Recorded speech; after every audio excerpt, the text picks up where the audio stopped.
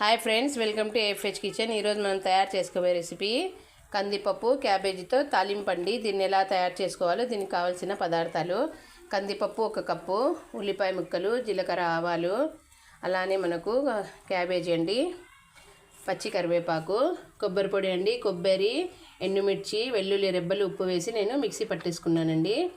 ఇప్పుడు కుక్కర్లో వాటర్ అయితే వేసేసుకున్నానండి. ఇందులోకి మనము క్యాబేజ్, అలానే కందిపప్పు, కొద్దిగా ఉప్పు కూడా వేసేసి దీన్ని ఒకసారి బాగా మిక్స్ చేసేసుకుందామండి.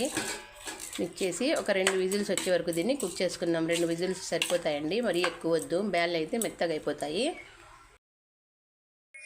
చూడండి, ఇలా 2 విజిల్స్ తర్వాత ఎంచక్కా ఇది కుక్ అయిందో. ఇప్పుడు వీటిని మనము ఇలా హోల్స్ ఉన్న గిన్నెలోకి మార్చుకుందామండి. చూడండి, కింద మనము ఒక చిన్న గిన్నె అయితే పెట్టేసుకొని దీని మీద హోల్స్ ఉన్న గిన్నెని తీసుకొని ఇలా ప్రెస్ చేసుకుందామండి. వాటర్ అన్నీ తీసేసుకొని పక్కన పెట్టేసుకుందాము. దీంతో మనం రసం కూడా చేసుకోవచ్చండి కింద వాటర్తో, అది కూడా చూపిస్తాను నెక్స్ట్ వీడియోలో.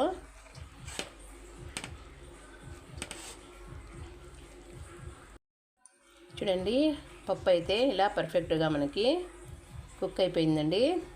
వాటర్ ఇలా తీసేసి పక్కకు పెట్టేసుకుందాము. ఈ వాటర్తో మనం రసం చేసేసుకుందాం నెక్స్ట్ వీడియోలో.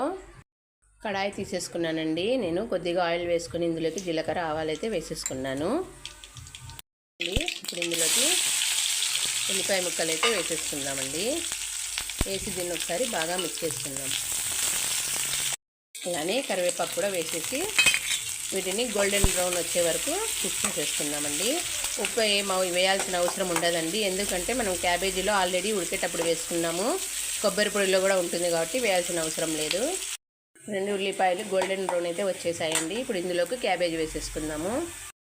క్యాబేజీ వేసేసుకుని ఇందులోకి కొద్దిగా కొబ్బరి పొడి కూడా వేసేసుకుందామండి. వేసి మిక్స్ చేసుకుందాం. చూడండి ఫ్రెండ్స్, రెడీ అయిపోయింది. తినండి, ఆరోగ్యంగా ఉండండి. నా ఛానల్ని లైక్ చేయండి, షేర్ చేయండి. మరిన్ని వీడియోస్ కోసం నా ఛానల్ని సబ్స్క్రైబ్ కూడా చేసుకోండి.